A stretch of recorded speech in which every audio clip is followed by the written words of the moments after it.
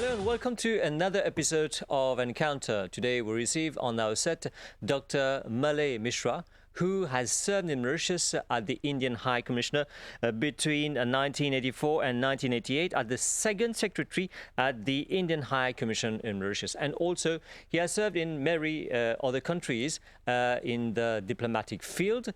He's an expert in that, but also he has joined academia helping students also. We are going to talk to him today. He is our guest. Welcome, Dr. Malay Mishra. Thank you very much. So first of all, you've been in Mauritius quite years, and you know Mauritius. Please tell us your experience here in Mauritius when you were posted at the Indian High Commission. That's right. That's right. I served, as you said, for 4 years in the 80s. But before that also I was acquainted with Mauritius because I came to Mauritius in 1977 with my sister who was married to an Indo-Mauritian and who lives in Vakwa. So at that time also I had done some studies on Mauritius, and it so happened when the government posted me here, I took full advantage of the situation that I was a diplomat now in Mauritius. So I made some good studies on the diaspora in Mauritius and the state of relations between Mauritius and India. And later on I had the opportunity to serve in our diaspora ministry in Delhi, which was then called the Ministry of Overseas Indian Affairs. I worked in ministry for 3 years, and I had served also in several other diaspora countries. For example, Trinidad and Tobago in the Caribbean, in Seychelles, in the Indian Ocean, and Mauritius, 3 important diaspora countries I have worked. And I have traveled through many diaspora countries. I have traveled to Pacific, to Fiji, to South Africa, where bulk of the diaspora are living there. So I've got a fair amount of how the diaspora relates to India and how India behaves towards the diaspora. So we could say you're an expert in diplomacy. Yes, that's right. Okay, Dr. Mishra, first of all, we've seen during the years, India has given so much importance to Mauritius. Why Mauritius is so important for India? The first factor is the diaspora. I think diaspora lays the foundation of the relations between India and Mauritius, no question about it. It is through the diaspora the Mauritius people are acquainted with India in the beginning. And it is the diaspora which got the values from India, the values, the culture, the languages, the ethics, everything they got from India. And, that was the big foundation of our relationship. Of course, later when Mauritius became independent and India's independence came before that, we developed another kind of relationship because it was a bilateral, a relationship based on mutual respect and mutual admiration, a relationship based on dignity, on equality, and a relationship where both sides had something to give and take from each other, a relationship of sharing. So when here in Mauritius, I mean, other parts of the world where you were posted at the Indian High Commission, and what similarities have you seen about the Indian diaspora? I mean, Mauritius has quite fair amount, and other parts like Trinidad, Fiji, Guyana, other parts like Barbados in the Caribbean. What similarities does the Indian diaspora have? I think the Mauritius, the diaspora in Mauritius is unique in the sense that they have preserved the Indian culture, religion, values, ethics, the entire gamut of Indianism, what we call in Mauritius. What they have imbibed into Mauritius, they have preserved it very well, which unfortunately seems to have got lost in the other countries where the diaspora has moved, precisely because Mauritius has been geographically very close to India. So they have been able to retain their links, and these links have solidified over a period of time, over hundreds of years. In fact, since 200 years, nearly 200 years, the first batch of immigrants from India landed in Mauritius. That was the first diaspora immigration to Mauritius. And then, of course, the diaspora began to go to other countries also. Indians left. And all that was a part of the colonial plantation policy when slavery was abolished in 1833, as you know. And from 1834 onwards, the then British people they brought, they wanted to bring labor from the colonies, and India proved to be a very, very important, field from where labor could come for them inexpensive, and they could come through a contract, which is called the agreement or the girmit. That's why they are called girmitias. Okay. And today, girmitia is a very popular word among the diaspora. So I would now say that, our Prime Minister, Mr. Modi, when he visited Mauritius last in 2025, I think he was the chief guest at your Independence Day celebrations. And on that occasion, he made a few important declarations concerning the Girmitias. First, he said that we would now prepare a global database on the Girmitias. And I understand that database the work has already started on that. And secondly, he also said that OCI card would be now available to the 7th generation Mauritians. Earlier, they used to get what we call the PIO card, person Yes. of Indian origin. Then it has now come to the OCI, Overseas Citizenship of India. Let's come to this card itself. So the OCI, Overseas Citizen of India card, it started some years back. And like you said, now it's available to the 7th generation. People don't understand about that. Can you please elaborate on that? First generation, second, what does it mean? You see, first generation came as indentured Yes. workers from India. And thereafter they settled down because there was an agreement which they made after they came here with the plantation companies. They were given two choices. Either they stay back in Mauritius or they go back after 5 years, the initial period of their work. Majority of them preferred to stay back. So they became the first generation. And thereafter, their children and the grandchildren and so on and so forth became the second, third, fourth, fifth generation. Today, the generation which the Indo-Mauritians are, that is deemed to be between the 6th and the 7th generation of those indentured workers who had come from India. Okay. So that's why they call it the OCI is applicable to the current generation, the present generation. Earlier, they were getting these PIO cards. So the government of India has now relaxed the restrictions insofar as OCI card is given. Because earlier OCI card was only given to the non-resident Indians Yes.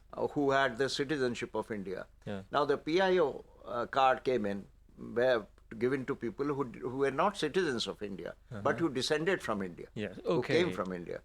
And therefore now OCI card has come for these people of Indian origin also, the current generation of people of Indian So origin. young people. And I believe the formality is that, in MGI here, Mahatma Gandhi Institute, you have an immigration archives. Yes. So the requirement is that one should go there, the applicant should go there and trace his lineage from, his father, First, grandfather, yes. great-grandfather, like that. Yeah. And MGI has got all the records. So they get a certificate from MGI, and then with that certificate, there's a form they fill in and apply online to the Indian High Commission here. And I think within a month or so, they get the OCI card. Okay.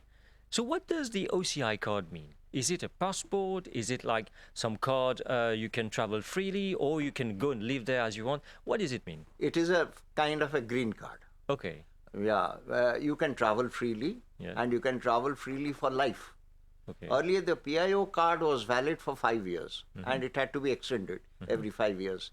Once you get the OCI card, it is valid lifelong. You don't have to anywhere renew or extend it anymore. It is with you forever. And with that card, you can come to India anytime, visa free, no visa required, and you can settle down in any part of India also. You can buy property in India, you can serve in India, you can do a service in India, except that you do not have the power to vote in India. Okay. But you can work. You can do business. You get business, you can do business, you can do studies, higher studies, Okay. and you will be treated as normal Indian residents. So with the card, you become an Indian. Pardon? With the card, you become an Indian. Yes, for all purposes, you become an Indian. Yes, And you okay. live there as long as you like. Okay. Yeah. So that's a very good thing, what government has given now.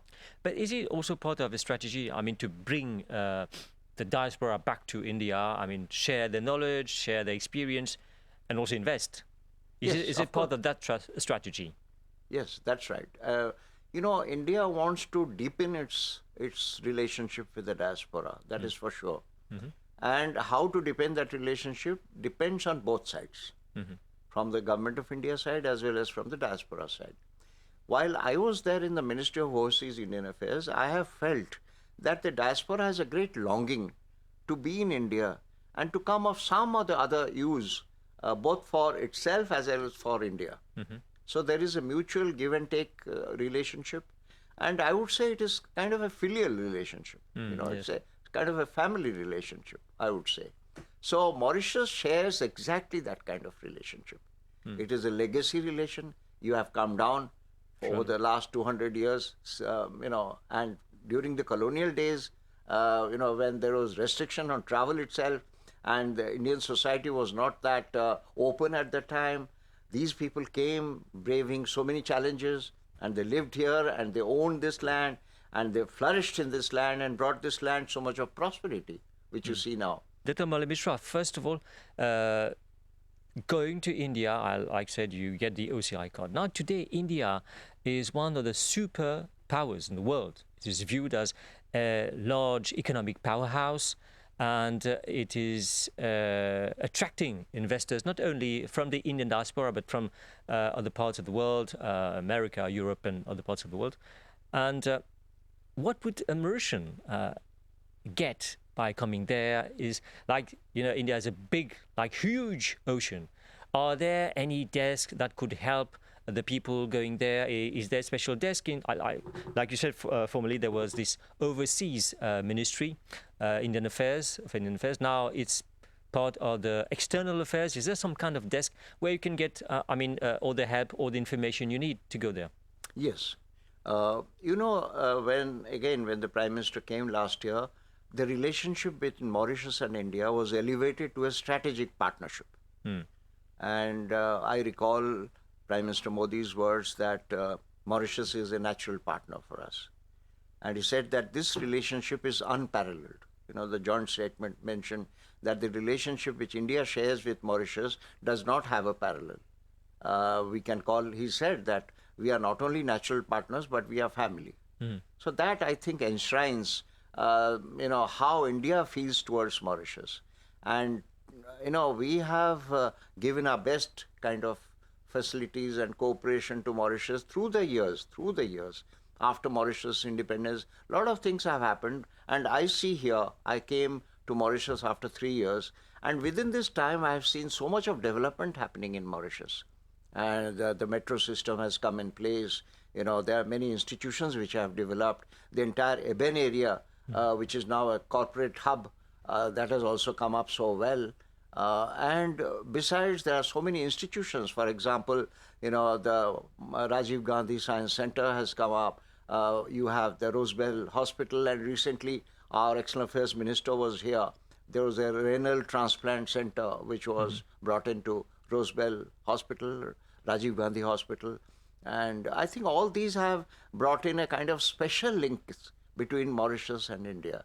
And as you rightly said, Mauritius has been very supportive of India's positions, and so is India. For example, I'll give you the example of, this Chagos archipelago, where India has been forever, supportive of the sovereign rights of Mauritius over the Chagos archipelago. And finally, they have got the sovereignty. Britain has conceded the sovereignty to Mauritius, and that's, I think, a very important international development for Mauritius. One point which you mentioned was the ocean. Yes. The ocean is the link between India and Mauritius, and India has come up with this concept of Sagar and Mahasagar. Sagar was enunciated by Prime Minister Modi when he came first in 2015, and 10 years later, when he came last year, or 2025, the Mahasagar concept came in. And Mahasagar stands for mutual and holistic advancement for security and growth for all countries in the region and beyond the region, for all. So I think that is a very universal approach of India, not only towards Mauritius, but all the island countries wherever they are. And India is supposed to be an important power in the Indian Ocean region. And therefore, it is imperative that India builds relationship with all these island countries in the Indian Ocean with whom there is a good deal of rapport in terms of maritime security. Because India is supposed to provide maritime security in this region. So that brings also another aspect, another dimension of our relationship. And besides, you have trade, economy, economic cooperation. We have had a economic cooperation agreement, multifaceted economic cooperation agreement in 2021, comprehensive economic cooperation partnership. And therefore, it is a multifaceted relationship. And we have built our relationships not only bilaterally, but regionally also. Regional cooperation, global cooperation. We stand together with Mauritius. Like you said, there are many projects, partnerships, investments coming from India also in medical sector, in IT, a lot of fields. What about tourism? I mean, our main tourism market is Europe, as we know, but India is also a huge market, but we don't see that much. I mean, what could be done to attract more Indians to come to Mauritius? I think the first need would be to generate more publicity for Mauritius in India. I think for tourism, you have various options because nowadays in India, there are a lot of these upmarket Indians, who are, their lifestyles have developed a lot and they have a lot of money, a lot of disposable income to spend on tourism. So they are looking at various options. One option is Europe, of course. Europe is the first target for Indian tourists. The other now also is America. There's another big option. And this third, I would say, is Southeast Asia, looking at Thailand or Malaysia or Indonesia. These are also diaspora countries, I would say. So insofar as Indian Ocean is concerned, Maldives is also doing well for Indian tourists to come there. I think the number of Indian tourists coming to Mauritius would be slightly higher than those coming to Mauritius. Answering your question, I would say that I think the publicity for Mauritian tourism should be more in India. You should have from time to time various kinds of festivals, tourism festivals in India, maybe food festivals promoting Mauritian food and there's your special diets and all that. So that is one aspect which needs to be developed. Because tourism is a very growth sector now, and it is developing very fast. But what I wonder is the amount of foreign tourists I see in Mauritius now. It is amazing. Yes. Wherever I go, I run into a lot of foreign tourists, particularly in the Port Louis area. Yeah. And to my amazement, when I visited Port Louis, I visited the Apravasi Ghat, which got the UNESCO recognition in 2006. And I was amazed that so many foreign tourists are visiting Apravasi Ghat. So they must be getting some grounding there. You have a Ramlala center there, they must be giving some kind of orientation on the Apravasi Ghat, the historicity of Apravasi Ghat, where the first immigrants landed there and they walked up the 16 iconic steps to a new life and all that. So I was very happy that way, that the diaspora is finding, mainstream recognition now. Of Mauritius. Yeah. Coming to that, like we said before, when the first immigrants came, they brought with them like their culture, their language, which is well known here. Bhojpuri is one. Hindi is spoken and taught in schools. There are other languages like Tamil, Telugu, Marathi, Urdu. All came from India, and it is taught in school levels. From your experience that you've been here, is there much being done or still to be done to promote, to preserve what has been brought by the ancestors here in Mauritius? Yes, I think there is a good deal of consciousness among the people to preserve the languages, what you mentioned, of India. They came in, and I would say that a lot of promotional work is being done. I would in particular mention about a compendium of folk songs, rituals and all, which is called Geet Gawai. Yes. I know one lady, Dr. Sarita Buddhu, who was decorated with the Pravasi Bharatiya Samman Award in 2005 to 25. She's been doing a lot of work to promote this, and this Geet Gawai has also got UNESCO recognition. as intangible heritage for humanity in 2016, and she did some work on that. So this is one. And another lady who is no more with us, late Leela Swarup Gajadhar, Leela Gajadhar Swarup. She had elaborately worked on the diaspora. She had archived, taken archives from Mauritius, from Kolkata, from even London, and prepared huge volumes of diaspora immigration to Mauritius. So I think she has done some great service, Leela Gajadhar Swarup. Similarly, there are many people here in the diaspora who I know personally, but maybe time will not permit me to Yes. speak about them.